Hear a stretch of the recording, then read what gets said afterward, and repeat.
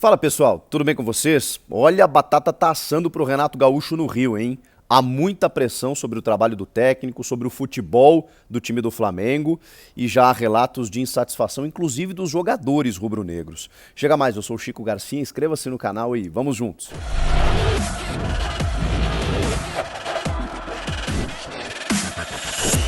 Pessoal, a gente sabe que o resultado dita os rumos do futebol no mundo inteiro, né?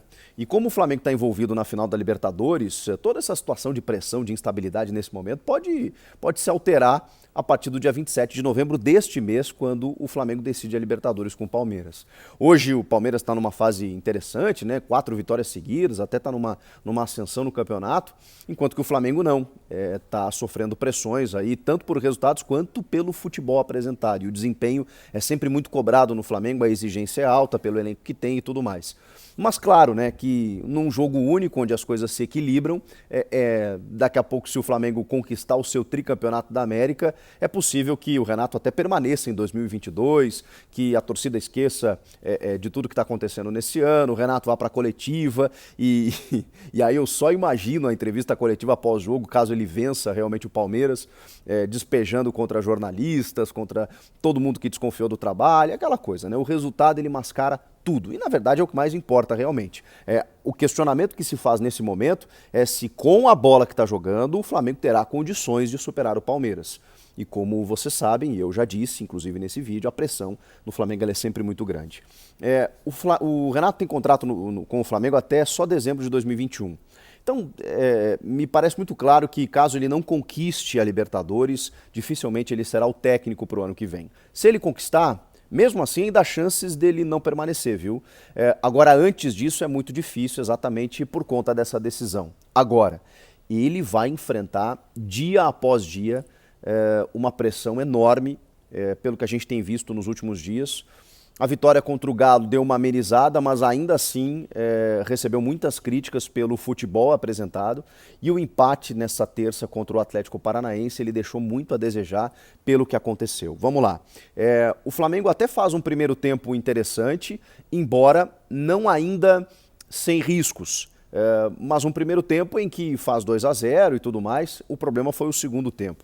E aí o Renato volta com aquelas velhas justificativas, quando o time dele se desligava, isso acontecia muito no Grêmio. O pessoal dormiu, nananeném, teve apagão, desgaste físico, calendário, a arbitragem com a não expulsão do Kaiser, e aí tô com ele realmente, embora o Gabigol também tenha golpeado ou agredido, ou tentado agredir um jogador do Atlético que também merecesse a expulsão, então assim, a arbitragem foi ruim para os dois lados, mas o Renato sempre busca subterfúgios, sempre busca atenuantes para justificar o injustificável. Se tem um time, além do Atlético Mineiro, por exemplo, e vamos colocar o Palmeiras nessa, que pode suportar esse calendário insano com jogos a cada 3 dias, é o Flamengo, gente. Se tem uma equipe que investiu para isso, as outras não conseguem. As outras equipes, se o Flamengo sofre, imaginem as outras. Então o Flamengo não pode reclamar disso. O Flamengo deveria, pelo menos, ter elenco suficiente para suportar todas as competições que disputa. E o Flamengo agora já caiu de mais uma, que foi a Copa do Brasil. Então só tem o brasileiro, que está cada vez mais difícil, né? O Galo é o iminente campeão brasileiro, e a Libertadores com a final. Agora, de resto, o Flamengo tem ou deveria ter elenco suficiente para suportar tudo isso. Ele tinha poucas alternativas para esse jogo contra o Furacão? Tinha realmente. Mas o que passa para o torcedor? Que a postura do time foi completamente passiva diante de um Furacão que merece todos os méritos pelo jogo que fez e pelo que tem feito diante do próprio Flamengo, né? Esse mesmo Atlético Paranaense, que avançou as suas linhas, foi para cima e buscou um empate com merecimento. E o Flamengo, pelo contrário, não criou chances, marcou muito mal o time atleticano e viu ser castigado no último minuto, nos minutos finais, com o gol de empate. Mas o que fez o Renato, diante de toda essa situação, tentou segurar o resultado. Um resultado apertado em que o Flamengo já não oferecia mais riscos ao adversário. E aí ele termina o jogo com 3 zagueiros, 3 laterais e 3 volantes. A gente está falando do Flamengo. do Super Flamengo de 2019, que encantou o mundo pela forma como jogava, pela alta intensidade, pela alta rotatividade. E eu sei que essa comparação ela é muito cruel, por conta de um cenário completamente diferente. Foi antes da pandemia, infelizmente algumas coisas não se alteraram depois dela, mas enfim, não tivemos a pandemia. Foi um segundo semestre em que o Jorge Jesus chega com reforços recém-chegados, o time jogava por música, o trabalho do Jesus foi incrível, os jogadores entraram num nível de rotação ali muito alto naquela segunda parte do ano e atropelaram todos os adversários. Eu não sei se o Jorge Jesus tivesse permanecido, se o Flamengo continuaria com esse ímpeto, porque a gente tem um recorte muito pequeno realmente de um Flamengo que foi avassalador. E depois 2020 meio atabalhoado com o Domenech, o Rogério Ceni sempre contestado, né? Mas ainda assim com alguns méritos, com algumas alternativas interessantes diante de jogadores que foram saindo, como o Pablo Mari e o próprio Gerson mais para o final, mas ele inventou o Arão de zagueiro, botou o Diego Ribas na primeira função do meio campo e o Diego estava numa condição física diferenciada do que hoje. Então assim, o Rogério Ceni tem seus méritos também e sempre foi criticado. Só que aí vem o Renato. Vem o Renato com aquele jeito, né, e tudo mais. E eu não quero aqui desmerecer o trabalho do Renato, não no Flamengo, eu não quero desmerecer o trabalho do Renato como técnico. Eu acho que falta um pouco ao Renato, sempre faltou um pouco de atualização, mas ele sabe futebol, conhece futebol e tem os méritos de ter feito um Grêmio competitivo por 2 temporadas, 16 e 17.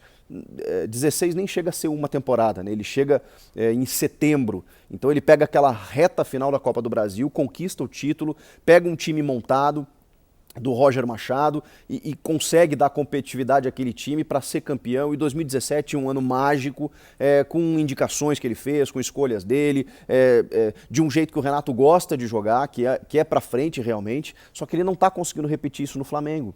E tudo aquilo que ele falava de que o Grêmio realmente tinha um orçamento menor comparado ao do Flamengo, que se ele tivesse um time mais competitivo, quando os resultados não apareciam em 2018, 19, 20, ele não está conseguindo fazer isso agora.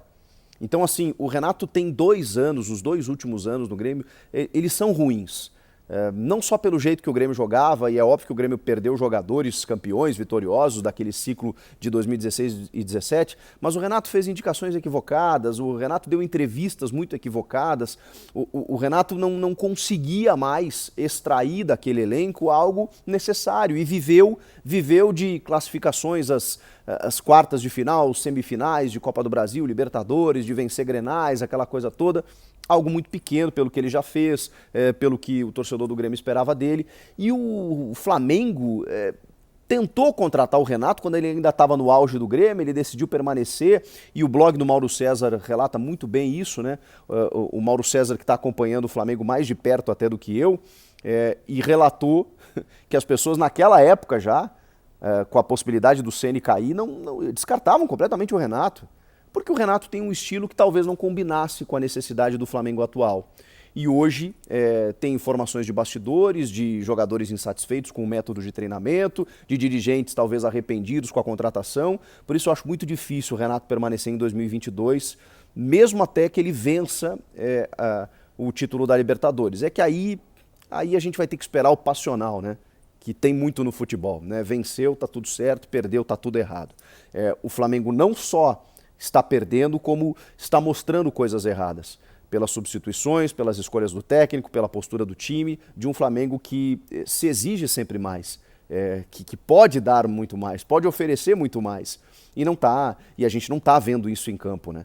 É um Flamengo travado, é um Flamengo que não joga aquele futebol vistoso para sempre buscando o gol o tempo inteiro. O próprio jogo contra o Atlético Mineiro. Que ok, tinha uma pressão muito grande, exatamente pela eliminação na Copa do Brasil, de que os 3 pontos eram os mais importantes. Era a coisa mais importante, conquistar os 3 pontos. Mas a forma como o time jogou deixa muito a desejar nesse torcedor do Flamengo que se acostumou a ver um time para frente, ofensivo, jogando por música, conquistando títulos, enfim, jogando de uma forma mais ofensiva. O Renato está acuado e talvez isso esteja influenciando nas suas decisões. Ele talvez não imaginasse a pressão que fosse sofrer no Flamengo. O trabalho dele no Grêmio teve pressão, óbvio que tem, mas é um local mais familiar, onde ele é ídolo, onde ele tem o apoio normalmente. Quando ele sai mesmo com a insatisfação dos torcedores com o resultado, ele sai ovacionado no aeroporto, com a galera agradecendo aos serviços prestados dele por esses anos. Faz parte, ele tem uma outra relação com o Grêmio. No Flamengo não, embora tenha uma identificação, tenha sido campeão como jogador, tenha sempre dito que queria treinar o Flamengo, a torcida não está gostando muito do jeito dele trabalhar. E talvez o Flamengo, se o Renato não imaginasse a pressão que sofreria no Flamengo, talvez o Flamengo não imaginasse a forma como o Renato trabalha. O Renato ele tem muitos méritos pelo trato com os jogadores, pelo jeito de levar as coisas de uma forma mais leve, de proteger o seu grupo nas entrevistas, o que às vezes até passa um pouco do ponto, porque fica um pouco desconexo, desconectado com a realidade, com o que a gente está vendo, mas sempre usando justificativas externas e não a sua própria responsabilidade. Então, talvez o Flamengo não tivesse se dado conta do que é hoje o Renato, que tem seus méritos, mas tem muitos defeitos, de um cara que não se atualizou tanto em termos táticos e que foi premiado aí nos últimos anos por conta do seu trabalho, por conta das suas escolhas que deram certo em algum momento, por conta da sua conversa, por conta da sua gestão de grupo, que acabaram resultando em títulos que ele conquistou no Grêmio. No Flamengo, a régua subiu e o Renato parece não estar conseguindo resolver isso. Então muita pressão para o Renato Gaúcho nesse momento, que não vai sair até a final da Libertadores, mas depois disso, olha, vai ser difícil ele ficar. Comenta aqui, inscreva-se no canal, eu volto na próxima. Tchau!